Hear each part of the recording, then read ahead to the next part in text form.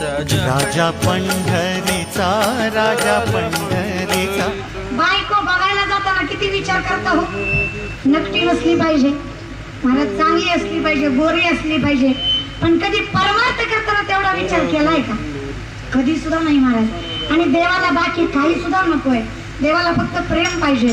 देवा प्रेमाचा बुकेला आजचे दुष्काळ तयाला, आणि सगळं देवाच्या जोरावर चाललंय. फार सुंदर काव्य बघा. निराप की कृपा से सब काम हो रहा है, निराप की कृपा से सब काम हो रहा है. करते हो तुम कन्हैया मेरा नाम हो रहा है, करते हो तुम कन्हैया मेरा नाम हो रहा है. निराप की कृपा से सब काम हो रहा है, निराप की कृपा से सब काम हो रहा है. माणसं हेच मान्य करायला तयार नाही. एक येडा माणूस तर माझ्या काळाला म्हणला, ताई एवढा कीर्तन करीत हिंडता, एवढा बोंबला हिंडता, मला सांगा हे सगळं देवानं केलंय, काय गॅरंटी? ईडी माणसं असते ती, ईडी. काय विचारतील त्याचा भरवसा? लई महाराज लई ईडी. त्याला थोडक्यात ती म्हण आहे बघा, कुठं हाणू रुमणं अशी माणसं असते. एक माणूस होता, एक ज्ञानी माणूस होता. तो दिवसा दिवा घेऊन चालला होता. एक शेतकरी होता. ती म्हटलं, येडवेळ लागला का बुवा तुम्हाला? एवढा मोठा उजेड पडलाय, दिवा घेऊन चाललाय? म्हणजे तसं नाही, माझा प्रण आहे, प्रण. काय? मला कुठलाही प्रश्न विचारायचा आणि त्याचं उत्तर जर मला आलं नाही तर मी ही दिवा विझवणार. ठीक आहे, ठरलं. ते म्हणले, मी विचारू का? शेतकरी. आणि शेतकरी लय आतल्या गाठीचे असते बरं का, दिसतात. आता इथं बसल्याला पैकी 50% शेतकरीच असतात महाराज. लय आडा असते. अहो, एका शेतकऱ्यानं देवाला म्हणला, देवा मला फक्त पाव, तुला अर्धा भाग देईन. देव म्हणला, आपल्याला काय पाहिजे दुसरं? पावतो म्हणला.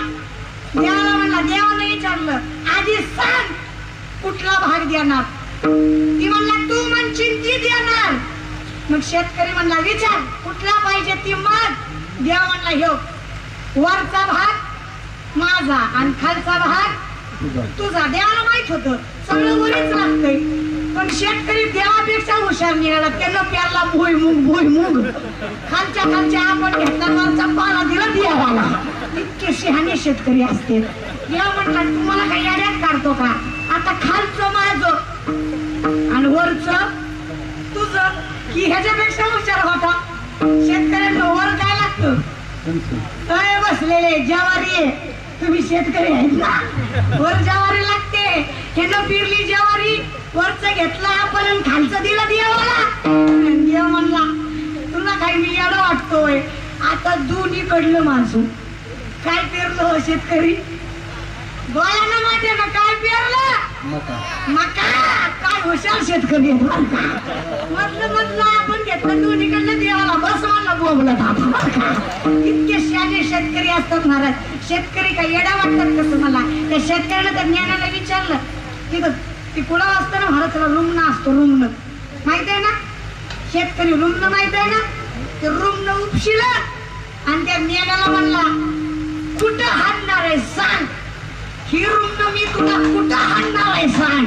आता ह्याला माहित होतं, मी जर पायावर म्हणलं तर हे नक्कीच पाठीत दणका देणार.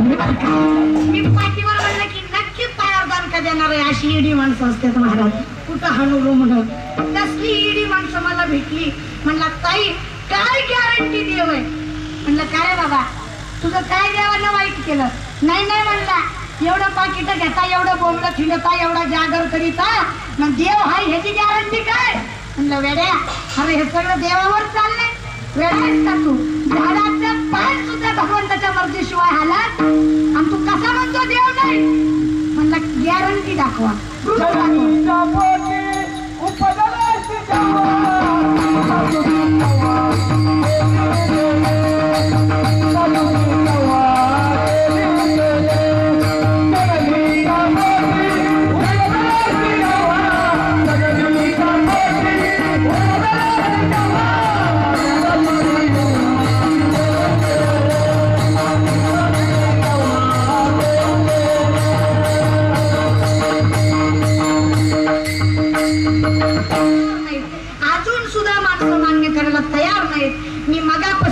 म्हटलं प्रमाण झालं की टाळ्या वाजवायच्या चालू असताना देवाचं नाव घ्यायचं, पण माणसं न्याबडासारखी धटकुल्यागत निसती माझ्याकडे बघतात, waka waka waka waka waka, दुसरं काहीच नाही महाराज बरं का.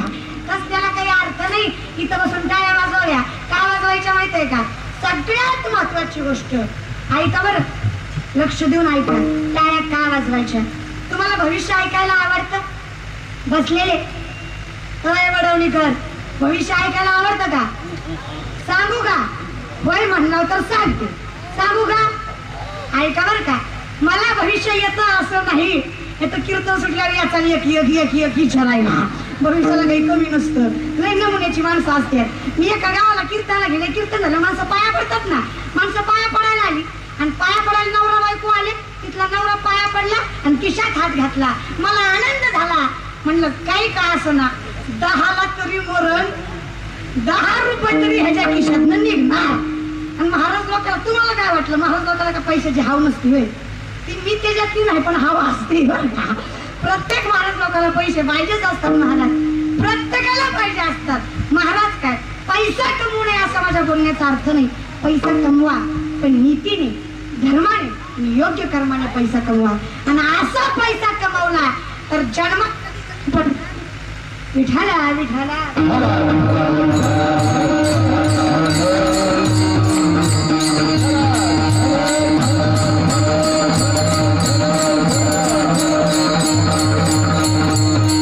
गणपती बाप्पा मोरया. विठाला विठाला.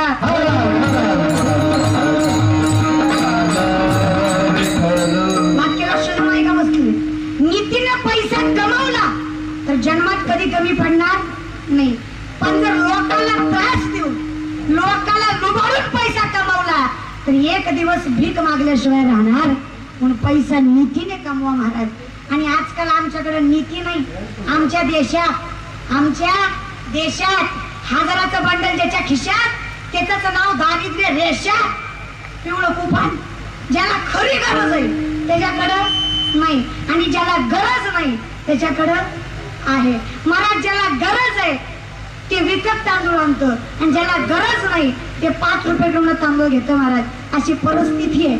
त्याच्यामुळं काही करा पण नीतीने जगा. तो माणूस माझ्या पाया पडला, जागेवर या. माणूस माझ्या पाया पडला.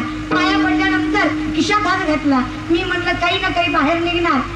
लई झालं माणसं जर पाया पडायचं म्हटलं तर 10 रुपये, लई झालं 20 रुपये, लई कीर्तन आवडलं तर 50, लई जागीरदार असेल तर किती 100. ह्याच्या पुढे कोणी जात? त्या नवऱ्याने 2000 रुपये काढले. 2000. मला इतका आनंद झाला की म्हणलं काका तुम्हाला माझं कीर्तन इतकं आवडलं, 2000. ती म्हणला ताई तसं नाही. म्हणलं मग कसं? ती म्हणला ही माझी बायको. म्हणलं सुंदर आहे. म्हणलं गरोदर आहे. म्हणलं मग मी काय करू? ती म्हणला माझा प्रश्न आहे. म्हणलं काय? ती हळूच मला विचारताय काही पोरग होईन का पोरगी होईन? आता ही मला कळत असतंय नाही, पण मी विचार केला नाही सांगावं तर 2000 जातील. माझा जीव त्या नोटात अडकल्या. मी म्हणलं तुला काय पाहिजे? म्हणलं 3 पुरी झाल्या, या बारीच्यानं पोरगाच झालं पाहिजे. मी म्हणलं ठीक आहे 2000 माघारी घेऊ नको, तुला पोरगच होणार. ती माझ्या पुढचा होता. ती म्हणला ताई नाही झालं तर गॅरंटी काय? आता हे का स्टॅम्प पेपरवर लिहून देऊ होय? ती म्हणला गॅरंटी काय? म्हणलं हे बघ तुला जर पोरगा नाही झालं तर पोरगी नक्की होणार. काहीतरी एक होणार. विठाला विठाला.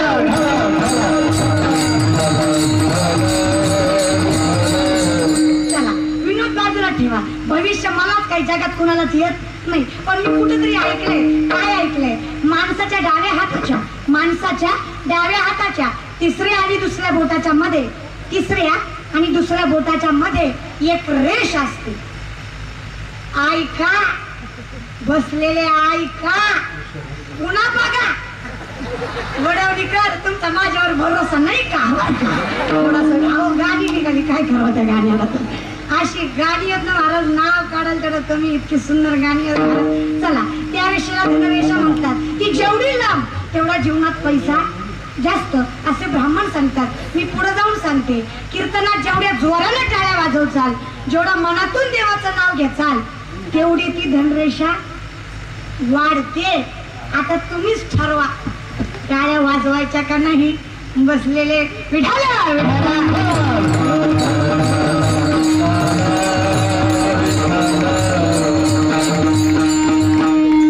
किती आगावर पडवणी कर, पैसे भेटणार म्हणलं की कसं काय तुझी हातभर वाढणार. टाळ्या वाजून पैसे भेटतात असं जर झालं असतं तर मी किती श्रीमंत झाले असते. टाळ्या वाजून पैसे भेटतात ते अगदी चुकीचं आहे, पण टाळ्या वाजून जे सुख भेटतं ते पैशापेक्षा कितीतरी अनमोल आहे महाराज. तर हरिनामात इतकं सुख, इतकं पुण्य. माऊली सांगतात, हरिमुखे म्हणा, हरिमुखे म्हणा, हरिमुखे म्हणा, हरिमुखे म्हणा, हरिमुखे म्हणा, हरिमुखे म्हणा, हरिमुखे म्हणा. काय करूया? हरिमुखे म्हणा, हरिमुखे म्हणा, हरिमुखे म्हणा, हरिमुखे म्हणा, हरिमुखे म्हणा, हरिमुखे म्हणा, हरिमुखे म्हणा.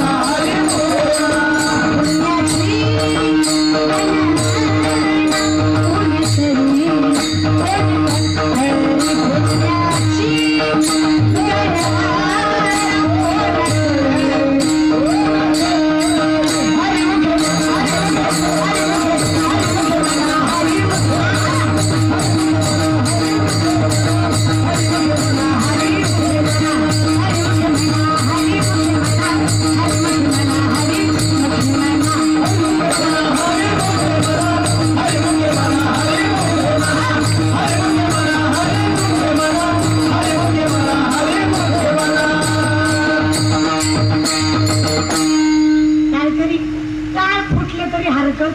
माझ्या पाकिटातले पैसे देते, पण तसं काय करू नका.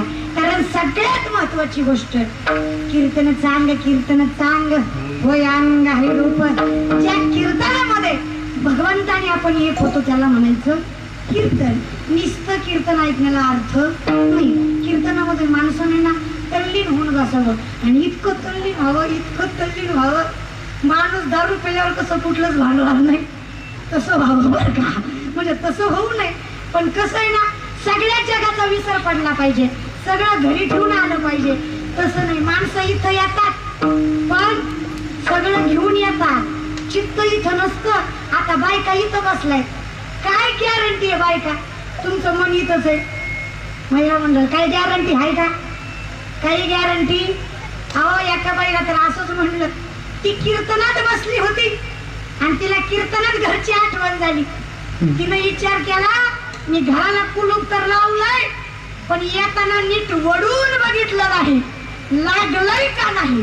ती कीर्तनात कशी करायची माहितीये का? आता घरचं कुलूप हिथं वाढणार आहे बाई बाय. असल्या बायका, महाराज बायकांना तर संसार सुटत नाही, पण बायका संसारामध्ये तितक्या चिंबूस असतात ना. पुरुष मंडळी तुम्हाला माहित नाही, बायका लय आगाव असतात, लय चिंबूस असतात. अहो वर्षभर तुमच्याच खिशातले हळूहळू हळूहळू हळूहळू पैसे काढत्या, तीच दिवाळीला घेऊन जात्या, त्याची साडी घेत्यात आणि तीच तुम्हाला आणून दाखवत्या, भगवान भावानं घेतली. अशातली कंडिशन आहे तुम्हाला माहित नाही. लय बाया चिंबूस असतात. खरं आहे ना, जिनं जिनं असं केलं तिला मनातून हसू आलं. आणि 80% बाया असंच करतात, मला चांगलं माहितीये. मला हो एक बायका इतकी चिंबूस होती, ती इष्टीत चढली. आणि खरं सांगायचं बायकांना, तुम्ही कधी कंडक्टरला लेकराचं खरं वय सांगता का? बाया काय वडवणीच्या बाया सांगता का? कधी कंडक्टरला खरं वय सांगता का? महाराज तिनं मी असंच 3 लेकरं घेऊन इष्टीत चढली. कंडक्टरनी विचारलं, ताई लेकरांचं वय काय? ताई म्हणली, कंडक्टर थोरला 5चा आहे, मधवा 4.5चा आहे आणि बारका 4चा आहे. कंडक्टर म्हणला, ताई तिकीट घेऊन आला, पण 9 महिन्याचं तरी घ्या. ती काढावी तुमची आहेत म्हणून.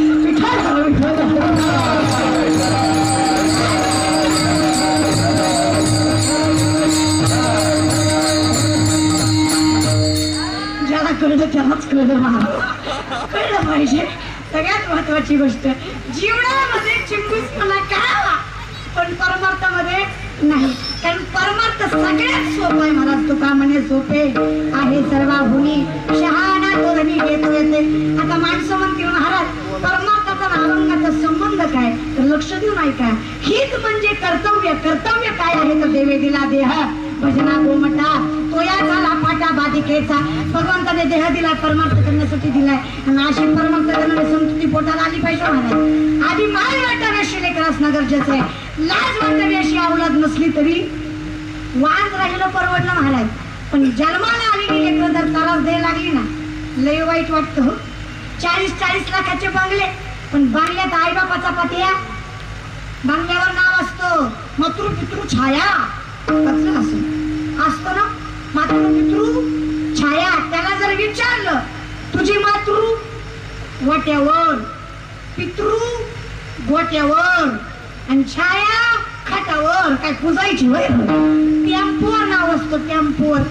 आईचा आशीर्वाद त्याच्या खालीच असतो, भाड्याने मिळेल काय ह्याच्या आईचा आशीर्वाद. इकायलाही तुम्हाला कमी केलं नाही. बाजार तर निघाला म्हातारीला इकायचा. पहिल्यांदा तुमचे नंबर लागणार आहेत, लक्षात ठेवा. म्हणून सांगते या जगात आपलं कोणी लेकरांचा सुद्धा लई विचार करायचा नाही. मला सगळ्यात महत्वाची गोष्ट लेकरू कसं आहे ना, मार्कवंत नाही झालं तरी चालेल. लक्षात ठेवा. त्या रसडावर भरून सांगते, पांडुरंगाची आण घेऊन सांगते, लक्ष देऊन ऐका. तुमची पोरं उद्या शिकतील, मोठे होतील, डॉक्टर होतील, इंजिनियर होतील, 20-20, 40-40 लाखाचे बंगले वाटतील, पण त्या तुम्हाला ठेवतील का नाही याची गॅरंटी मी देऊ शकत. त्याच्या पुढे जाऊन सांगते, पोरगा जर मालकरी बनवला, त्याला संतांचं चरित्र सांगितलं, त्यांना परमार्थाची जाण करून दिली, तर तो पोरगा बंगला बांधील नाही बांधील सांगू शकत नाही. पण पांडुरंगाची आण घेऊन सांगते, त्या पोराला एक वाकडी भेटू द्या, त्यातली अर्धी ती आई बापाला दिल्याशिवाय राहणार नाही. याला म्हणायचं वारकरी, याला म्हणायचं परमार. म्हणून तुकोबाराय म्हणतात, आम्ही दैवाचे दैवाचे दास पंढरीरायाचे होईना भिकारी पंढरीचा वारकरी. महाराज कशी लेकर होण्याचा अर्थ नाही. महाराज छत्रपती शिवराय जन्माला आले कारण होतं ते आईची पोस तेवढी पावन होती. महाराज आईची पोस पावन असणं फार चांगली गोष्ट आहे. शुद्ध बीजा पोटी फळे रसाळ गोमटी. मला इतकं नवल वाटतं ना महिला मंडळ. तरण्या तर सोडा, म्हाताऱ्या डांगऱ्या त्या सुद्धा चष्म्यात न बघत्या तुझ्या त्या जीव रंगला. अगं म्हातारा तिकडं गुंगला, त्याच्याकडे लक्ष नाही. राम राम करायच्या वयात राणा करायला लागल्या आणि पुन्हा म्हणायचं माझ्या पोटी बराय जन्माला आले पाहिजे. आपल्या पुढला चांगली संतती जन्माला येते, पण कधी 2-3 गोष्टी बाळगा महिला मंडळ. रामकृष्ण हरी नामाचा उच्चार असू द्या तुमच्या ओठाला. रामकृष्ण हरी नामाचा उच्चार असू द्या तुमच्या ओठाला. गर्भात लेकरू असताना ज्ञानेश्वरी गाथा लागू द्या तुमच्या पोटाला. तुकोबाराय ज्ञानेश्वर माऊली येतील तुमच्या पोटाला. तुमच्या इकडला चांगली लेकरं जन्माला येतील. कधी घरात परमार्थ असेल तर, आईबाप मालकरी असत्या तर, माता जिजाऊ त्यांनी वयाच्या 5व्या वर्षी त्या शिवरायांना स्वराज्याचा विडा दिला. महाराज आयुष्यभर शिवरायांच्या गोष्टी सांगितल्या म्हणून आज त्यांचं नाव घेतलं जातं. आई पावन लागते महाराज. धन्य धन्य थोर आई शिवरायांची जिजाई. धन्य धन्य थोर आई शिवरायांची जिजाई. आज पूजी तो महाराष्ट्र सारा. मुजरा मानाचा जिजाई. मुजरा मानाचा जिजाईला.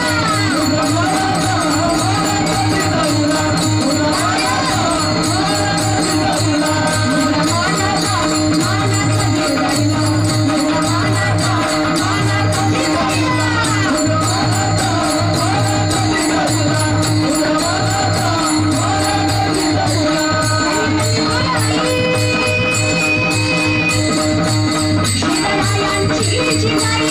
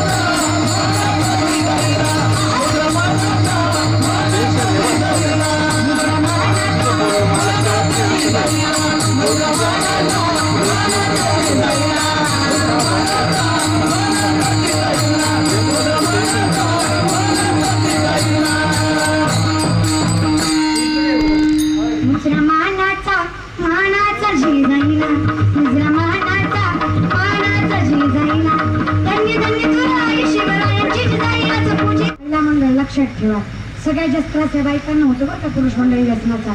पण व्यसनाच्या आधी जाऊ नका महाराज. नीती धरून पैसा कमवू नका. भगवंताला विसरू नका. आता सगळी कीर्तनकार सांगतात की आई बापाला सांभाळा. पण मी तुम्हाला सांगते महिला मंडळ, प्रत्येक बाईने, प्रत्येक सुनेने, प्रत्येक सासूने जरी एक निर्धार केला ना, माझे आईबाप तसे सासू सासरे आणि माझ्या लिखी तसे सुना, तर जन्मात कधी कुठले आईबाप वृद्धाश्रमात राहणार नाही. सगळं तुमच्या हातात आहे माता मावलं. सगळं तुमच्या हातात आहे. त्यामुळे आईबापाला सासूरांना सांभाळा महाराज. सुनांना बी जरा नाही तर माझ्या तर लय आटल्या गाठीच्या असते. म्हाताऱ्याला वाटतं माझ्या जमान्यात असं, हिच्या जमान्यात असं. आता जसं होईल तसं नीट सांभाळ.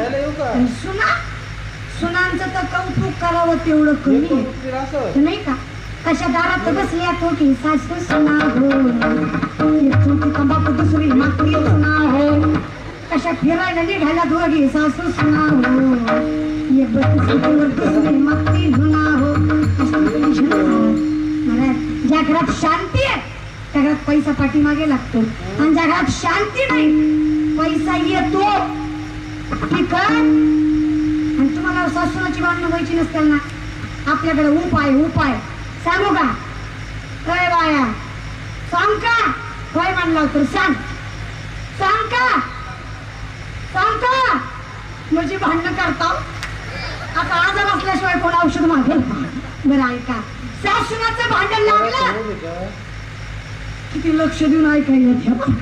बरं गरज आहे तुम्हाला.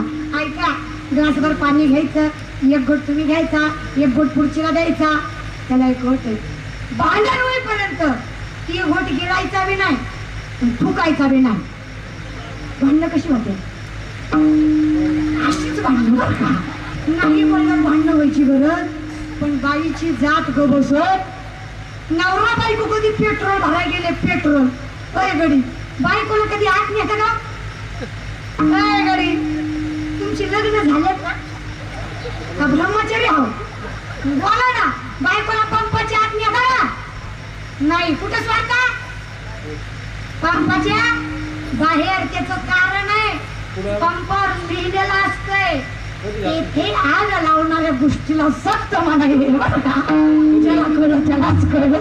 विठाला विठाला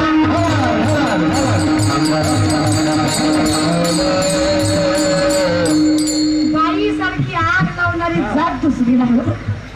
लय व्या करावं. भांडणं तर लागू द्या. नवरा बायकोचं भांडण लागलं. भांडण बायको म्हणजे तुम्हाला माझी कदरच नाही.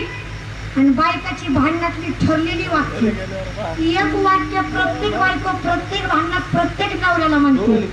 पटलं तर होय म्हणा. ठरलेलं वाक्य मी हाय. तुम्हाला पाठे बोला मला मी हाय म्हणून टिकले. दुसरी असती तर पळून गेली असती. नवरा मनातल्या मनात म्हणते तू मी दुसरी केली असती. तू जात नाही मग राहिलं. नवरा बायकोचं भांडण लागलं. बायको म्हणजे तुम्हाला माझी कदर नाही. तुमचं घर दार शेती बाडी आई बाप बहीण बाळा सगळं मी सांभाळ. मी काय सांभाळलं? नवरा म्हणला बाई काय सुद्धा सांभाळू नको, फक्त तू आण सांभाळ.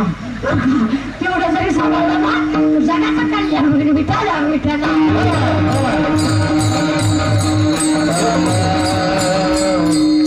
आमच्या बायका वाईट असतात असं नाही बरं का.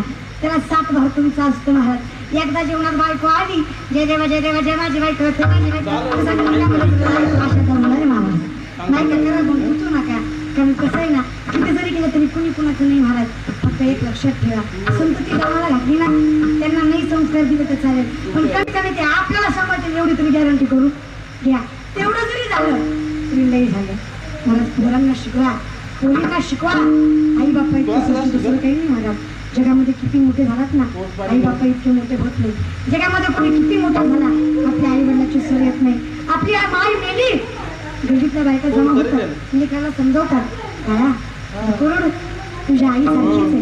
पोरगा म्हणते आई सारखी आहे. पण आई महाराज एखादी लेकर सासऱ्याला जावी किंवा सासूरवास असावा, 2-2 वर्ष तिला आईचं तोंड बघता येऊ नये. मग तिला विचारा माय काय असते.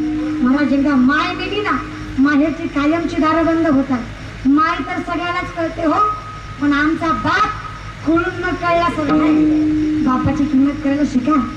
पोरगी जेव्हा सासरी जाते ना, महाराज माय गळा पडू पडू रडते, पण गाडी पुढे गेली ना, गाडीच्या पाठीमागे पळणारा माझा बाप असतो. गाडी पोरगी घरी गेल्यानंतर कोपच्या जाऊन रडणारा बाप असतो.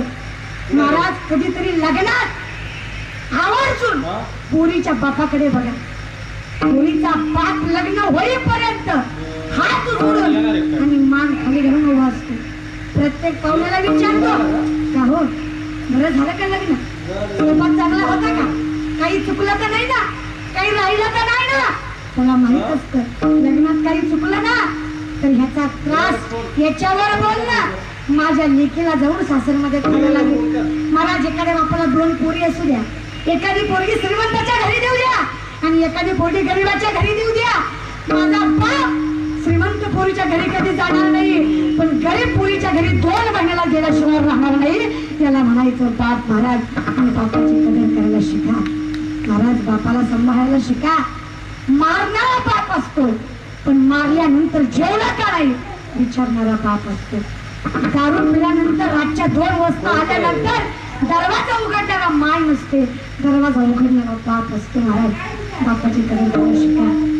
पोरींना समजा पोरांचं एखाद्या वेळेस खपून जातं, पण जर मुलगी बेकार जन्माला आली ना 42 कुळाचा नाश झाल्याशिवाय राहत नाही. मी मुलगी म्हणून सांगते पोरीला शिकवा. कधीतरी आपल्या पोरीला रातच्या 12 वाजता उठवा, बापाच्या अंग पूर्ण जवळ न्या, त्याचे झुजलेले पाय दाखवा, त्याचा सुरकुता पडलेला चेहरा दाखवा. पोरीला सांगा हे बघ बाई तू आमच्या घराची लाज आहेस, तू आमच्या उंबरठीचा स्वाभिमान आहेस, तू आमच्या घरातलं काचेचं भांडा आहेस बाई. एकदा तुझ्या महिलेला तडा गेला ना पुन्हा तो जोडता येणार नाही. हे बघ पोरी काय शिकायचं ते शिक, काय मोठं व्हायचं तेवढं हो, आकाश ठेवलं पडेल इतकी प्रगती कर, पण बापाच्या नावाला कलंक करावे असं कधी वागू नको. तू जसं वागायचं एवढं सांगा महाराज पोरीला. एवढं सांगितलं ना तर जीवनात सुख प्राप्त होईल. पोराला सांगा बघ बाबा आयफोन वापर, फॉर्च्युनर मध्ये हिंड, 10 तोळे गळ्यात घाल, 10 तोळे हातात घाल, कमी पडले तर पायात घाल, पण दारू पिऊन नाविक होताना करू नको. कारण बापाच्या अंगावर फटका कापड असू द्या, पण पोरगा निर्व्यसनी आणि कर्तृत्ववान असू द्या. बाप गावातनं ताट वालेला चालणार, अरे बापाच्या अंगात 10 तोळे सोनं असू द्या, पण पोरग व्यसनी आणि आई बापाची इज्जत घालवणारा असू द्या, बाप गावातनं ताट मानेनं चालू शकत नाही. महाराज एवढे लक्षात ठेवा. तेव्हा पिढींना संस्कार द्या. कारण अशी संतती तुमच्या पोटाला आली ना, तुमची सेवा तुकोपराय भगवंताकडे मागणं मागताय की अशी आई बापाची सेवा मला करू दे. आईची कदर करा, बापाची कदर करा.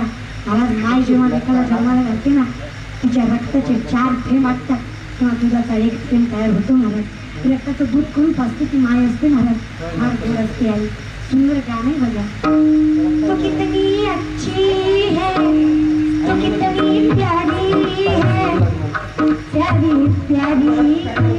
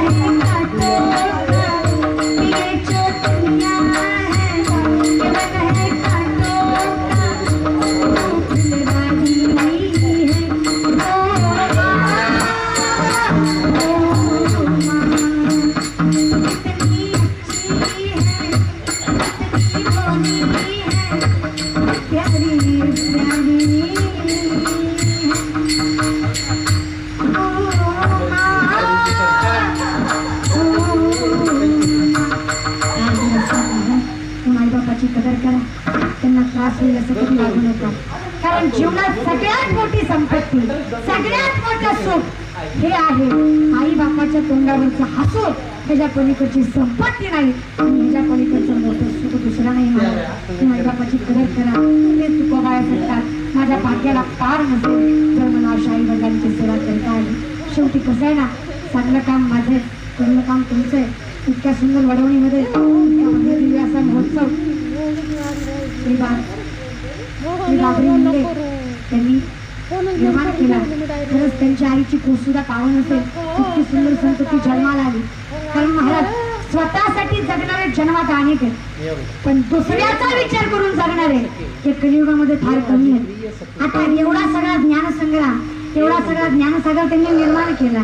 महाराज ऐकतोय आपण, पण यातलं निम्म पुण्य त्यांच्या पदरात पडल्याशिवाय राहणार नाही. कारण हे सगळं त्यांच्यामुळे घडलं. महाराज त्या ज्ञानाचा जागर त्यांच्यामुळे चालू आहे. त्यामुळे त्यांना मनापासून आभार मानते. त्यांनी इतकं सुंदर असं नियोजन केलं. मी त्यांचे आभार माझं कीर्तन ठेवलं म्हणून कधीच मानणार नाही, पण त्यांनी कीर्तन ठेवलं याबद्दल त्यांचे नक्कीच आभार मानले. कारण कीर्तन कुणाचं आहे याच्यापेक्षा कीर्तन आहे हे फार महत्वाचं आहे. त्यामुळे खरंच त्यांच्या मनापासून आभार मानते. त्यांच्याबरोबर असलेले सगळे सर्व कार्यकर्ते, संयोजक सगळ्यांचे मनापासून आभार मानते. त्याबद्दल आमचे नाना असतील, रामेश्वर महाराज असतील, पकवाजे असतील, दोन्ही पकवाजे ज्यांची नावं माहिती, ज्यांची माहिती पूर्वांची घेते महाराज त्यांचे गणेश महाराज असतील. महाराजांचं नाव काय? बाजीराव महाराज असतील. नावच बाजीराव म्हटलं खिंड काढल्याशिवाय सोडणार नाही. इतकं सुंदर नाव मिळालं. तशी त्यांनी आखी पावन खिंड लढलेलीच आहे कीर्तनाची. त्याच्यामुळं दोन्ही पकवाजे सुंदर असं त्यांनी साथ दिली. त्यामुळे त्यांचे मनापासून आभार मानते. सगळ्यांच्या मनापासून आभार मानते. माझे वडील असतील, त्यांनी सुरक्षित साथ दिली. सर्व उत्कृष्ट महाराष्ट्रातले सुप्रसिद्ध गायनाचार्य, कलावंत सगळ्यांच्या मनापासून आभार मानते. विनेकरी सगळ्यात जास्त आभार तुम्ही आला, तुमच्या मनापासून आभार मानते. तर तुम्ही जर नसता तर आम्ही एकटो काहीच केलं. त्यामुळे तुमचे मनापासून आभार मानते. सर्व श्रोत्यांचे मनापासून आभार मानते. आपल्या व्यासपीठावर जेवढे काही आहे गायकरी, पकवाजे सगळ्यांनी श्रोत्यांसाठी एकदा जयघोष करायचा टाळ्याचा आणि पकवाजाचा.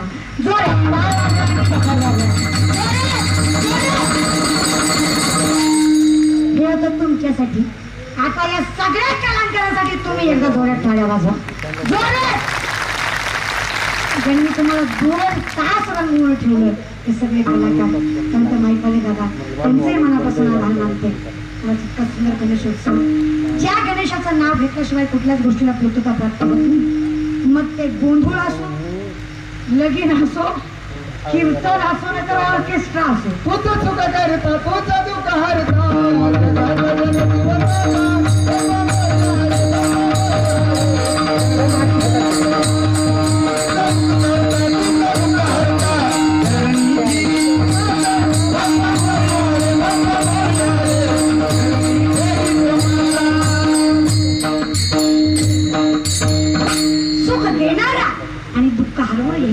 महाराज व्यास मुनी इतके ज्ञानी होते, ज्यांनी अख्ख्या ग्रंथाचा सार भागवतामध्ये लिहिला.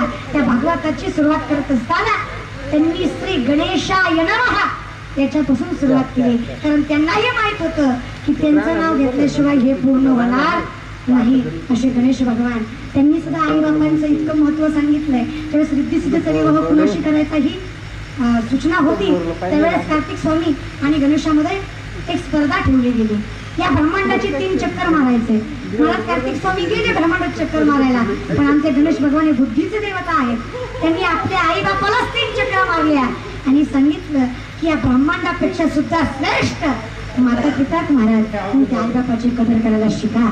एवढंच सांगते. कीर्तनातनं काहीतरी घ्या. कीर्तनाला आलाय तसं काहीतरी निघा. काय नका चांगले बघून चपल्या उचला. ते काय उचलू जे न्यायचंय ते न्या. शेवटी सांगणं काम माझं आहे, करणं काम तुमचं आहे. पुन्हा एकदा बाबरी मुंडे यांच्या मनापासून आभार मानते. पुन्हा एकदा सगळ्यांच्या मनापासून आभार मानते. जितनी मेहरबानी आपने की उतनी मेरी औकात नहीं. जितनी मेहरबानी आपने की उतनी मेरी औकात नहीं. कृपा है मेरे गुरु और मेरे माँ बाप की, नहीं तो मुझ में इसकी कोई बात नहीं.